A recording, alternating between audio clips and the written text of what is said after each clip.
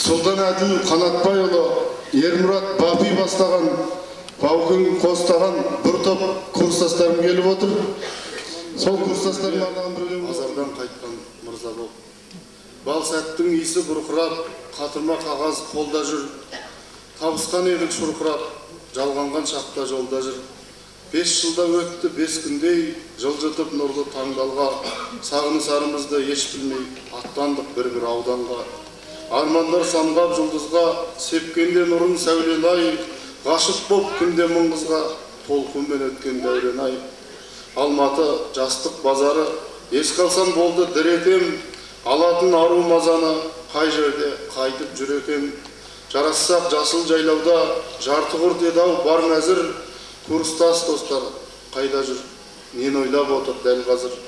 Олар-ау бәлкім өзгерген, қарсалар мекен жай құшып, жүргенек сақи кездермен уақытпен есеп айырысып, басылды мекен арыны, кімдер боп кеттік кім білген, тақырға түскен тарыны, бір жинай алмай